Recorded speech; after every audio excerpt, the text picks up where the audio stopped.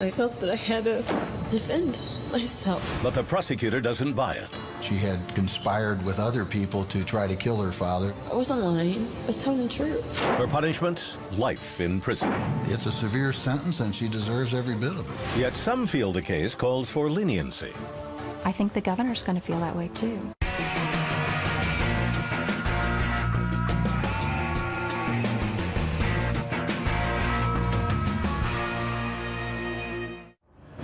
In 1990, St. Louis teenager Stacy Leonard confessed to shooting and killing her father as he slept on their living room couch. In her confession, Leonard told police she had pulled the trigger to put an end to years of sexual abuse. But the state maintained she had killed in cold blood, and a jury agreed. After more than a decade in prison, Stacy Leonard is mounting a campaign for clemency. It's only now, she claims, that she can fully explain what drove her to murder.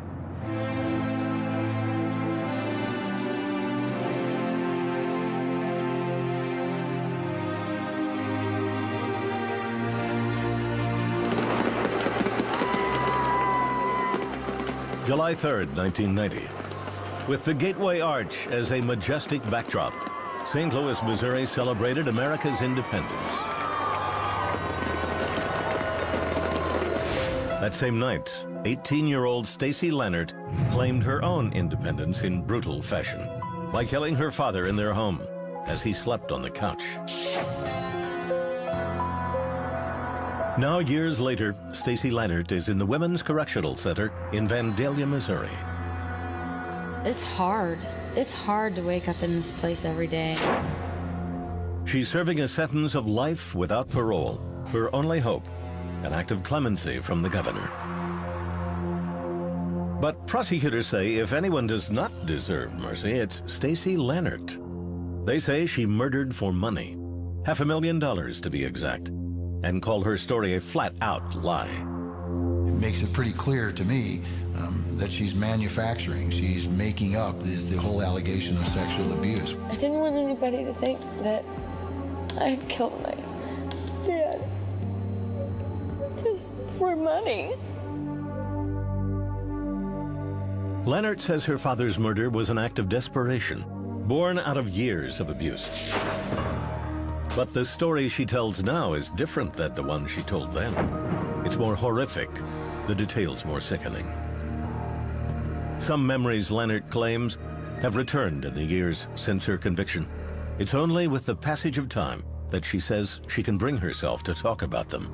And she does, in graphic detail. He asked me to kiss his friend, like big girls do. I didn't like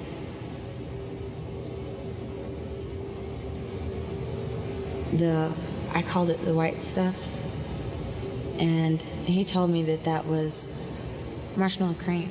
He had placed some marshmallow cream on him and asked me to lick it off, and I did. Her attorney says it makes perfect sense that the shocking details are just now coming out. She's so typical of abused children. It's taken years. It's taken years before she can say the words that she's needed to say to explain this horrible thing that happened to her. 1990, the 4th of July. At 4:20 p.m., police responded to a call at 3719 Eminence Street in the middle-class St. Louis suburb of St. John, the home of 18-year-old Stacy Leonard. When officers arrived at the house, they found Stacy and a friend, Jason Fortune. The teenagers said they had called police after looking into the home and seeing the bloodied body of Stacy's father on the couch. They had not gone into the house. They saw the individual who was the victim lying on a couch from what we'd call a peephole in a front door. The victim, 43-year-old Tom Leonard, a divorced father who worked as a financial advisor and lived with his 2 teenage daughters. He had been shot once in the shoulder and again, point blank, in the forehead. A short time later, Stacy's younger sister, Christy, arrived at the Leonard house. She ran up to her sister and the two became hysterical. As the girls cried, The police realized there was a problem with Stacy and her friend's story. What they said that they saw could not be seen from that little peephole in the front door, with the distance between that and where Mr. Lannert was lying on a couch dead. They could not have seen what they said unless they were in the room with the victim. The chief told officers he had his suspicions. They said to take them down to the station and separate them because one of those three did it. Police drove Stacy Lannert, her sister Christy, and their friend Jason Fortune back to the station, where the three gave written statements. In evaluating the written statements, there was some major discrepancies in what each one of them said. St. Louis County Detective Tom Schulte has worked extensively with juveniles during his career. He was brought in to question Stacy Lannert later that evening. When I walked into the room, I just had that feeling that there wasn't something right. I thought that she was keeping something from me about the family life. The detective, who specialized in child abuse cases, raised the subject of abuse with Stacy. You go, was there any type of abuse, either physical or sexual, in the family? You know, was there anything going on at the house? And Schulte said, "Did your dad ever hit you?" And I looked at him and I said, "No." And I started crying. And I knew that he knew that my dad had abused me. She told me that over the years, she had been abused and raped by her father. Then Stacy dropped a bombshell. And that's when she confessed to killing her father. I told him that yes, it was me, and that I had done it. The detective wanted to know more about the alleged abuse. I had her tell me some specific things, like about when it started, how she felt when it first started. The things that I had known from experience is usually true, you know, the feelings, how you feel trapped. And she came across with what I was looking for. So as she told me her story from the beginning, you know, there was no reason for me to not to believe her. The detective then asked Lannert to describe the murder. She told me that's when she shot him once. The first shot, I believe, hit him in the collarbone, in the back. He sat up, mumbled a few words about, you know, get me some help, call 911, and then laid his head back down, and that's when she shot him again. Following her confession, the police took Stacy back to the house to do a video walkthrough of the crime scene. Stacy says she felt like she was in shock. I didn't even remember half of what had already happened, and I was so just emotionless by this time. I just couldn't, oh God, I couldn't believe that all this had happened and that in my life, whew, it was just too overwhelming. You understand your rights and you're willing to do this of your own free will and accord. Okay, now, would you first take me back to the window where you got into the building at? Stacy told police she and her sister had been out past curfew. They entered the house through a window so they wouldn't wake up their father. She said her only reason for returning to the house was to pick up a puppy they had recently adopted. Oh, what happened when you came back last night? I came through the window. I came in, I got my dog. And then the gun was... Where was it? Leaning up against this chair right here. And I decided at that moment that I was going to do it. I was going to kill him. Was the gun already loaded? Yes. What did you do next after you decided that you were going to do it last night? Went upstairs.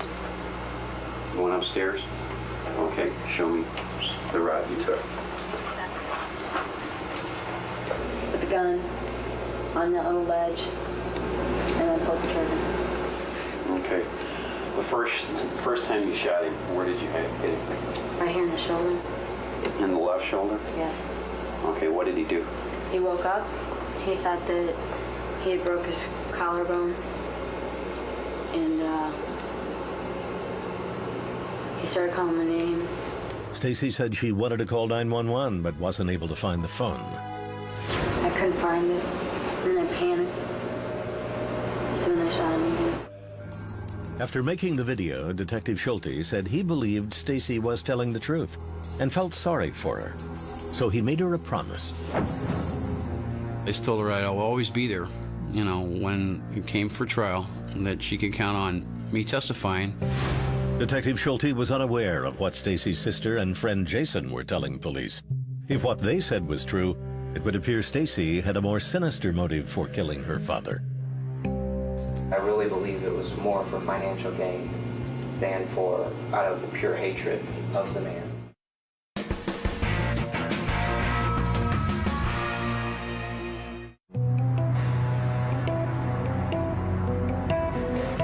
On the 4th of July, 1990, 18-year-old Stacy Leonard was sitting in a St. Louis jail cell. Hours earlier, she had confessed to police that she shot and killed her father, Tom Leonard, the day before. I closed my eyes and I pulled the trigger. She claimed that years of sexual abuse had driven her to murder.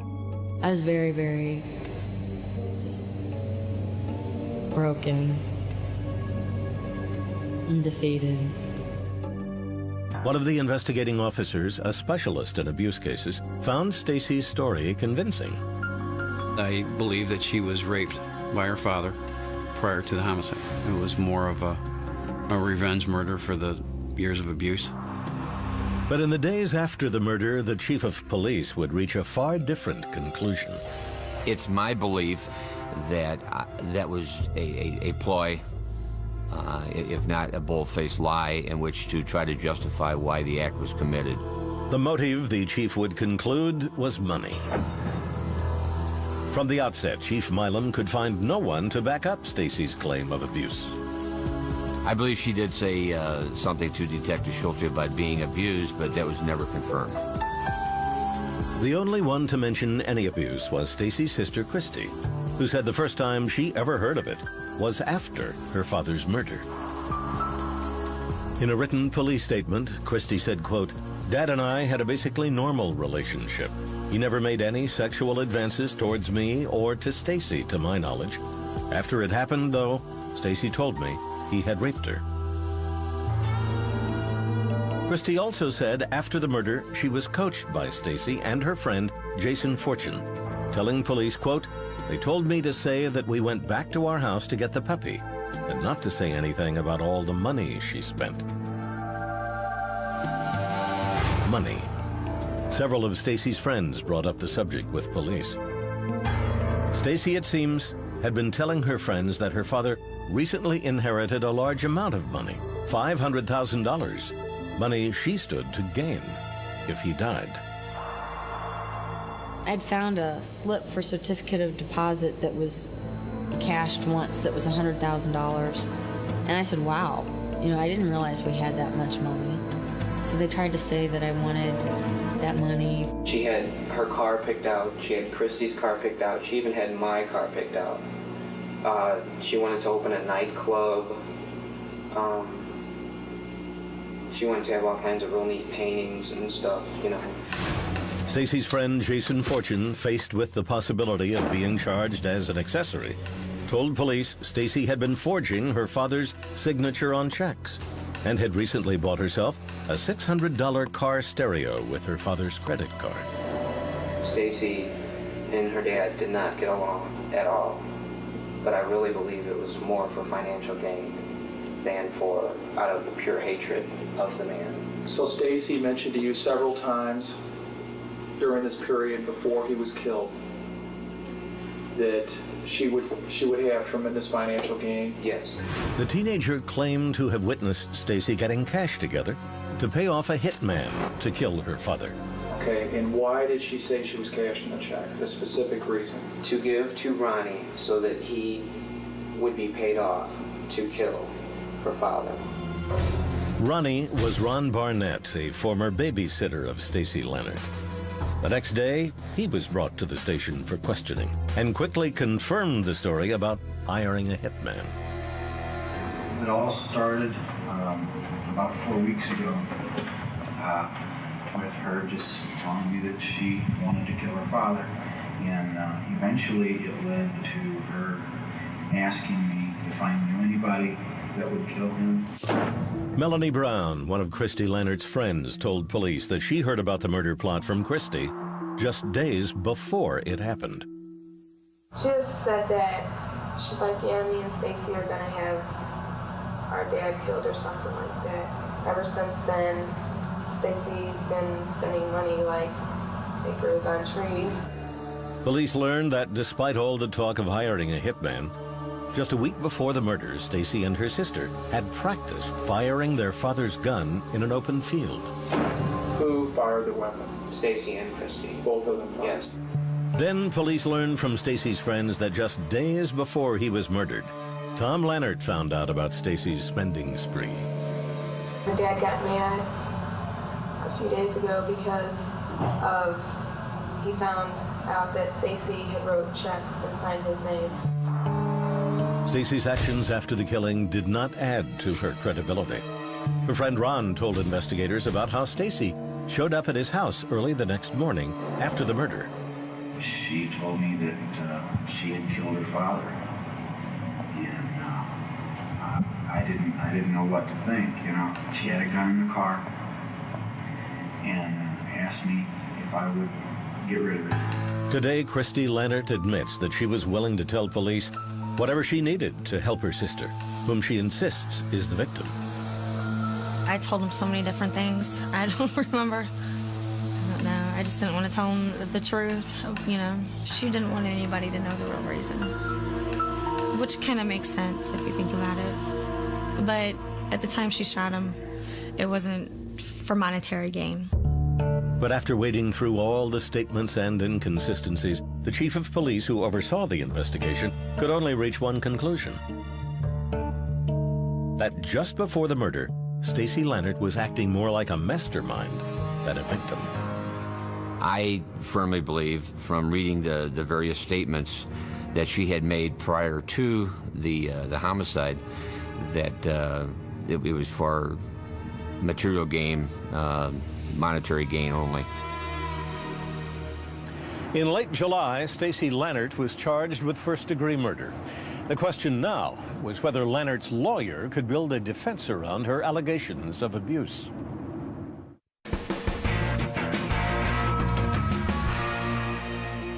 I was gonna do it. I was gonna kill him. In St. Louis on July 30th, 1990, 18-year-old Stacy Leonard was indicted for the murder of her father, 43-year-old financial consultant Tom Leonard.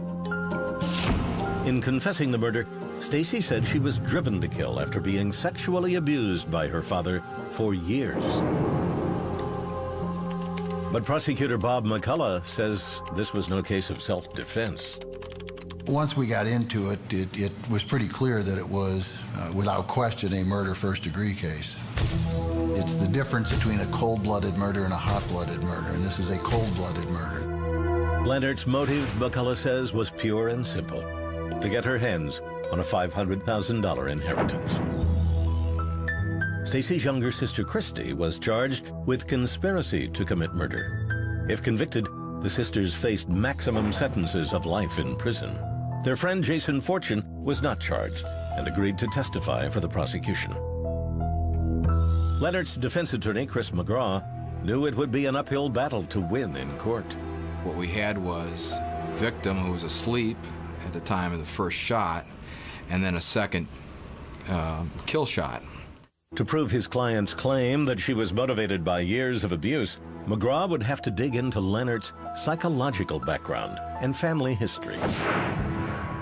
In the summer of 1969, Stacy's mother, Deborah Underwood, met 23-year-old Tom Leonard.